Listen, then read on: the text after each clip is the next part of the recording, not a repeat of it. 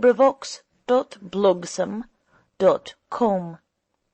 That's librivox.blogsome.com.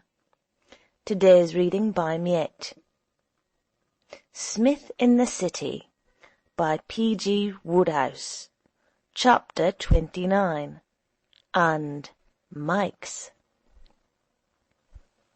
For nearly 2 hours, Mike had been experiencing the keenest pleasure that it had ever fallen to his lot to feel.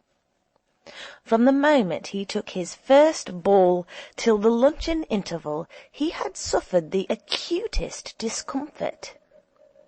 His nervousness had left him to a great extent, but he had never really settled down.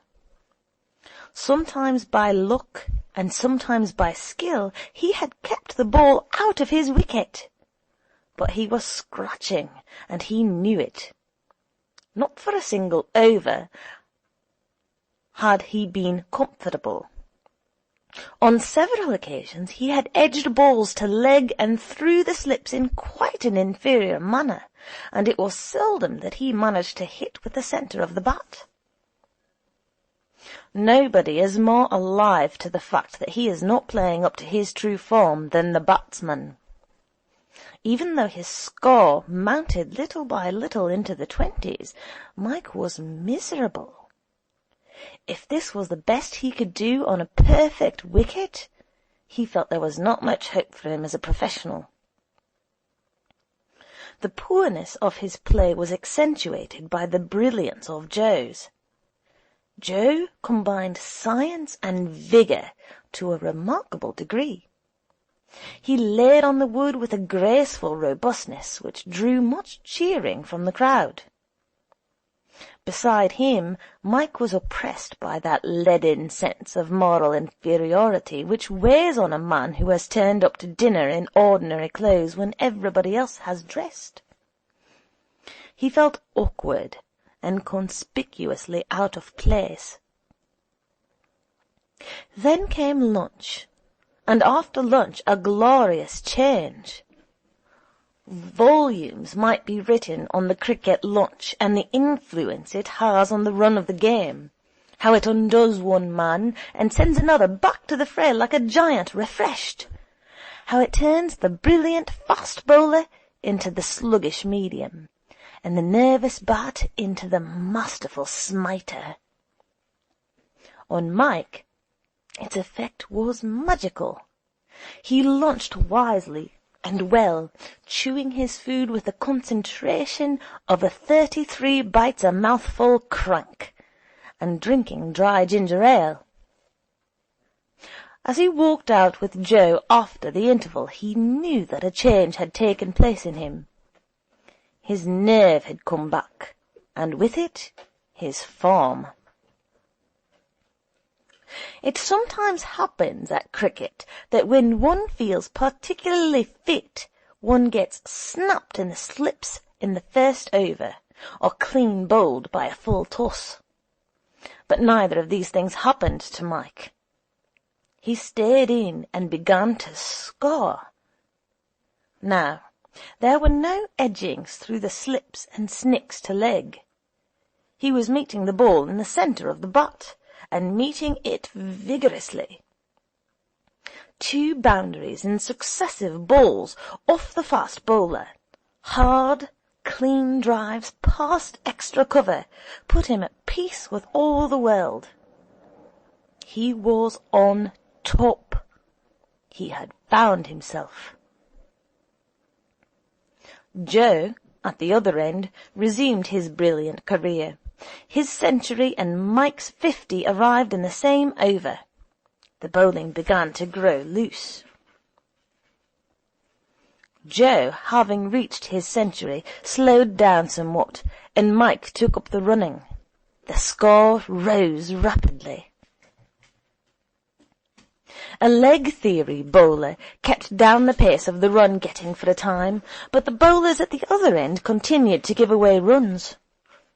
Mike's score passed from 60 to 70, from 70 to 80, from 80 to 90. When the Smiths, father and son, came onto the ground, the total was 98. Joe had made 133. Mike reached his century just as Smith and his father took their seats. A square cut off the slow bowler was just too wide for point to get to. By the time third man had sprinted across and returned the ball, the batsman had run too. Mr. Smith was enthusiastic. "I tell you," he said to Smith, who was clapping in a gently encouraging manner, "the boy's a wonderful bat. I said so when he was down with us.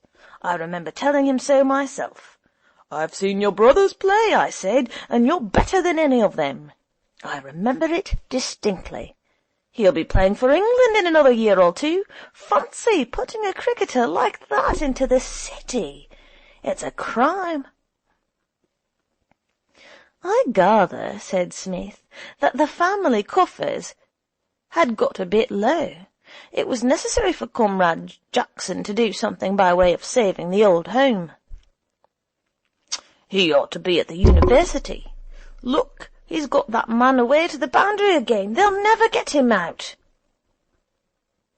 At 6 o'clock the partnership was broken, Joe himself running out in trying to snatch a single where no single was. He had made 189. Mike flung himself down on the turf with mixed feelings. He was sorry Joe was out, but he was very glad indeed of the chance of a rest. He was utterly fagged. A half-day match once a week is no training for first-class cricket. Joe, who had been playing all the season, was as tough as India rubber and trotted into the pavilion as fresh as if he had been handed a brief spell at the nets.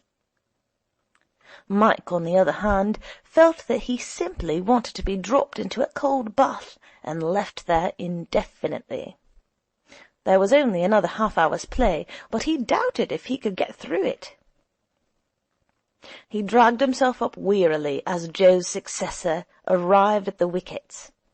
He had crossed Joe before the latter's downfall, and it was his turn to take the bowling.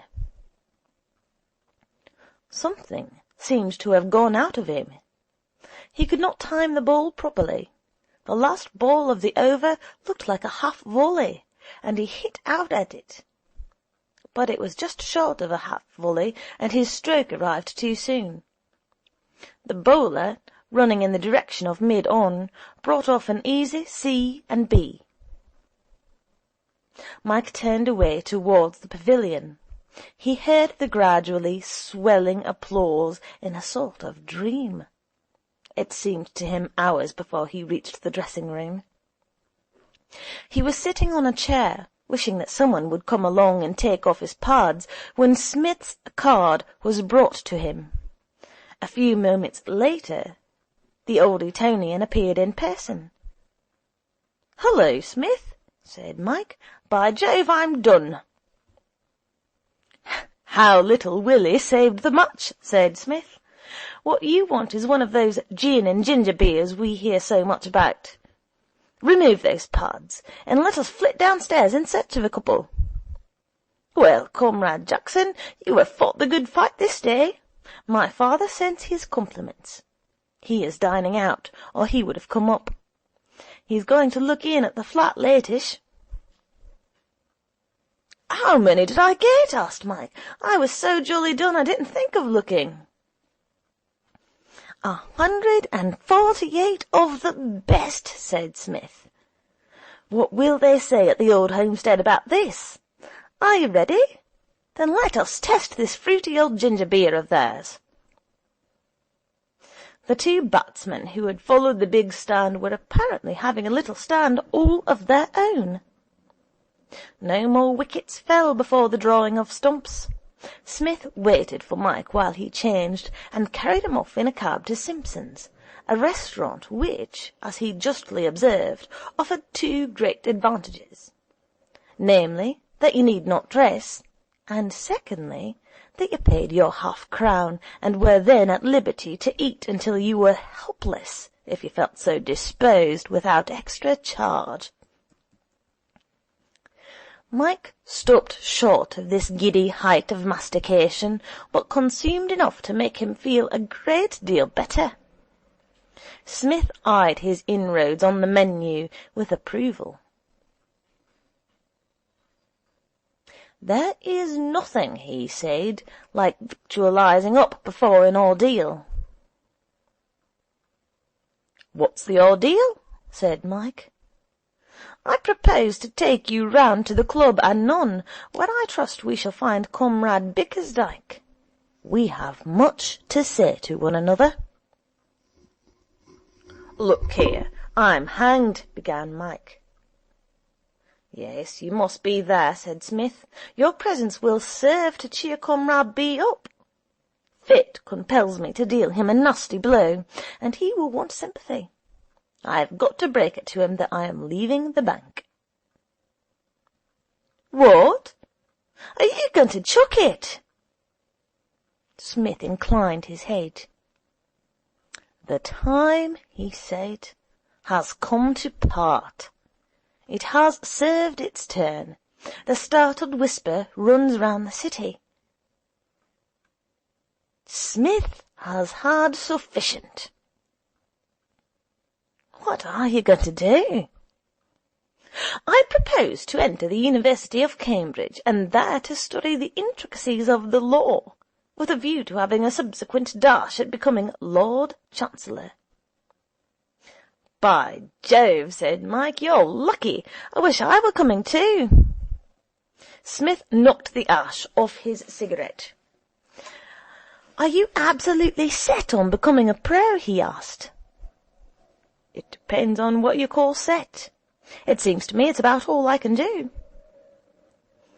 "I can offer you, not an entirely scaly job," said Psmith, "if you feel like taking it. In the course of conversations with my father during the match this afternoon, I gleaned the fact that he is anxious to secure your services as a species of agent.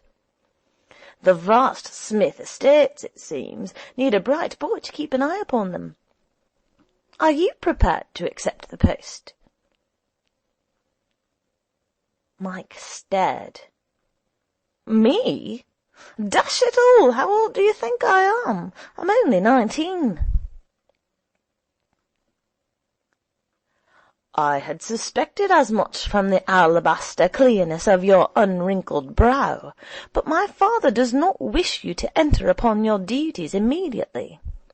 There would be a preliminary interval of 3, possibly 4 years at Cambridge, during which, I presume, you would be learning diverse facts concerning spuds, termites, and the like." "At least," said Psmith airily, "I suppose so. Far be it from me to dictate the line of your researches." "Then I'm afraid it's off," said Mike gloomily. "My pater couldn't afford to send me to Cambridge." "That obstacle," said Psmith, "can be surmounted. You would, of course, accompany me to Cambridge in the capacity, which you enjoy at the present moment, of my confidential secretary and adviser. Any expenses that might crop up would be defrayed from the Smith family chest." Mike's eyes opened wide again. "Do you mean," he asked bluntly, "that your pater would pay for me at the varsity?" "No, I say, dash it, I mean I couldn't." "Do you suggest," said Psmith, raising his eyebrows, "that I should go to university without a confidential secretary and adviser?" "No, but I mean—" protested Mike. "Then that's settled," said Psmith. "I knew you would not desert me in my hour of need, Comrade Jackson." "What will you do?" asked my father, alarmed for my safety. "Among these wild undergraduates, I fear for my repute." "Have no fear, father," I replied. "Comrade Jackson will be beside me."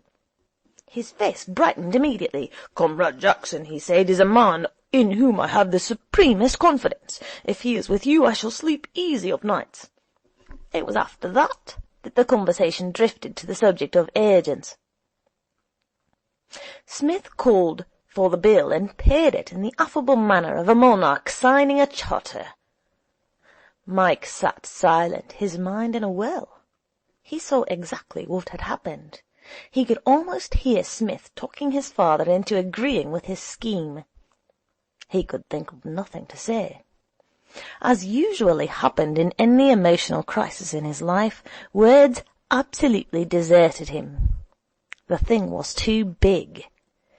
Anything he could say would sound too feeble. When a friend has solved all your difficulties and smoothed out all the rough places which were looming in your path, you cannot thank him as if he had asked you out to lunch. The occasion demanded some neat, polished speech, and neat, polished speeches were beyond Mike. "I say, Smith," he began. Smith rose. "Let us now," he said, "collect our hats and meander to the club, where, I have no doubt, we shall find Comrade Bickersdyke, all unconscious of impending misfortune, dreaming pleasantly over coffee and a cigar in the lower smoking room." End of chapter 29.